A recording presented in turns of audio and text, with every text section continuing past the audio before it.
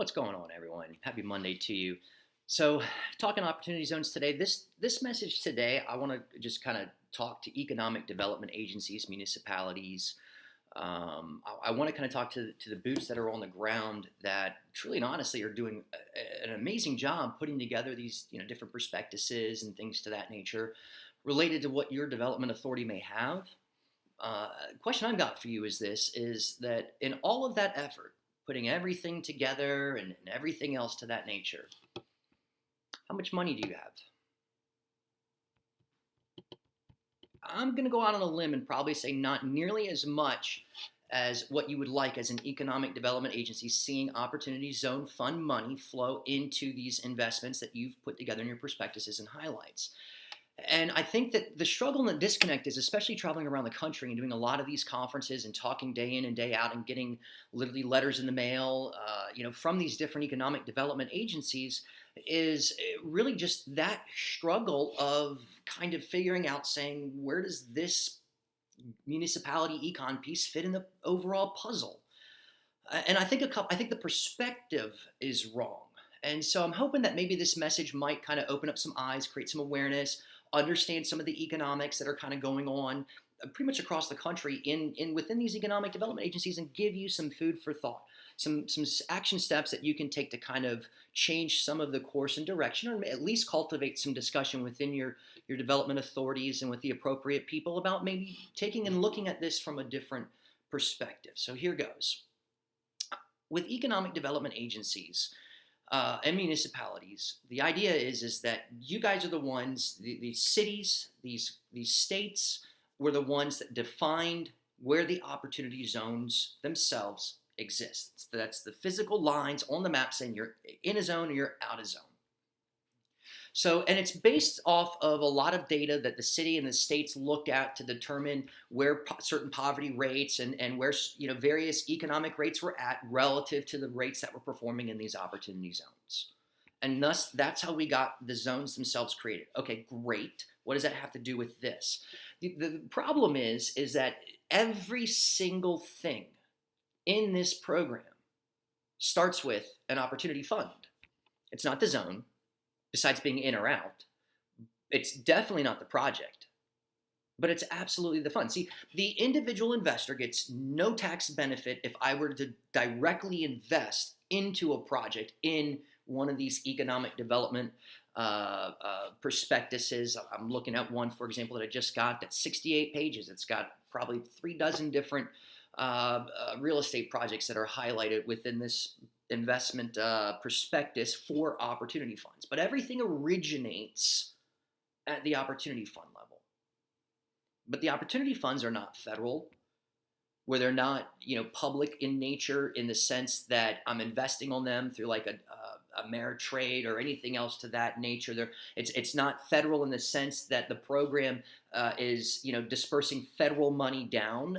What's happening is that this whole process is circumventing and putting the investor with the money directly in contact with the developer, sponsor, business owner who has an opportunity fund. And that's where it starts. Nowhere in that is the economic development agency. What we got is we got investor, we've got opportunity fund, we've got project, we've got economic development agency at the very last piece of this.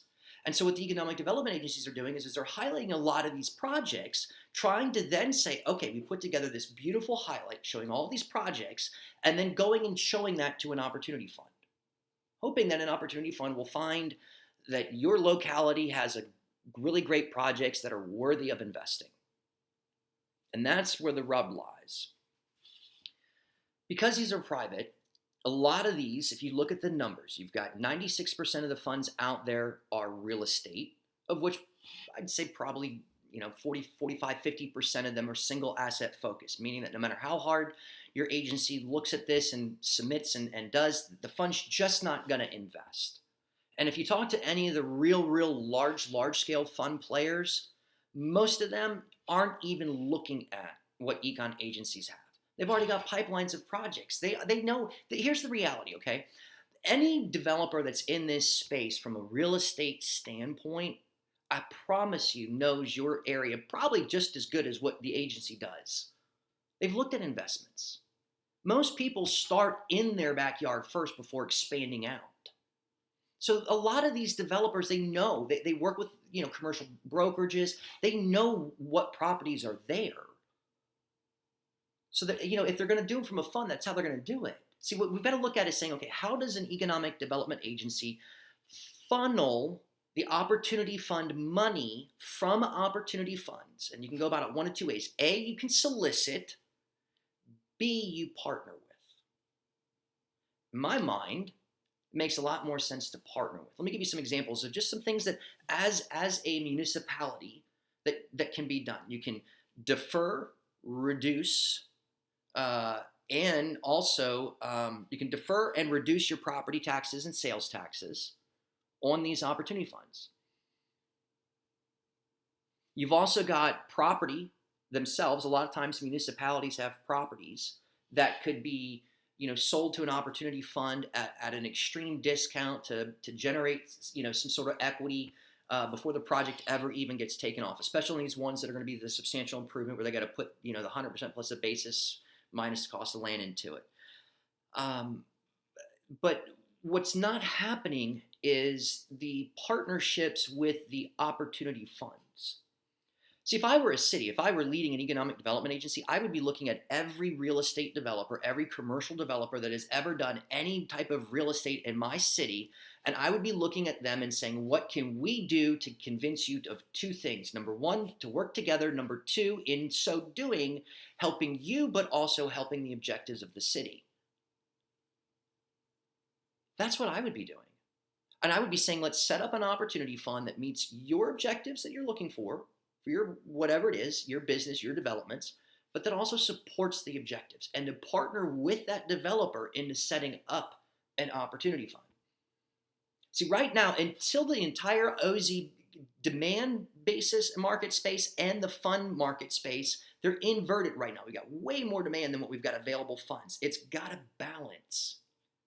And that's when you see funds having an abundance of extra capital to then look at additional projects.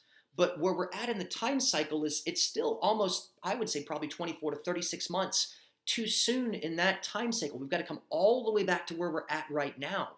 And right now, it's about how, as an economic development agency, you can focus on not on the project, but on the relationship with the fund or a developer sponsor in your area that would set up a fund. That's where the magic lies. It's not in 70-page prospectuses that lay out everything about how great the location is and this and that and the whole nine yards. Because all you're doing is you're basically then being an economic development agency realtor at that point. You're doing the realtor's job for them. See, as an econ agency, the real win is when you can connect with somebody who's local, who can look at what they're looking at and what you're looking at, find a common ground, a synergy, and have a relationship together where the city helps supports the objectives of the fund that the developer sets up in most cases, because most cities and municipalities aren't able to actually set up an opportunity fund. Far and few between can. And that'll be another topic another day. But I would be setting up and working with a local developer who has local relationships. As a municipality, as a city, I guarantee you have a list of money people, investors. Because at the end of the day, it takes money to get elected.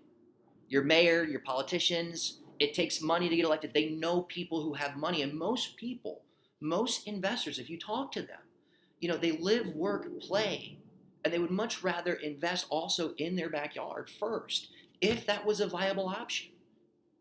But it's not a viable option because for them as an investor, it's not about the project in the backyard. It's about a fund that's going to support the project in the backyard. And if the fund doesn't exist to support the project, then their money doesn't get the tax benefits unless it goes into a fund. And that's what's driving a lot of localized investors to be looking elsewhere and driving, top 5 markets like New York and places like that. When you've got markets across the country that are local, that are phenomenal if given the right kind of opportunity. But the mindset is it's not about the project. It's not. It's about the relationship to be able to have a fund focused in alignment with your municipality and economic development authority's vision, and that also fits with the developer sponsor's vision. And keep in mind, their vision is to make money. As an economic development agency, there's a lot that you can do to help that. And so that's my suggestion. I would maybe have a conversation with your team, your locality, and I would say, who is setting up funds in this area? Who's building in our area? Who's your number one builder in your area? Go to them.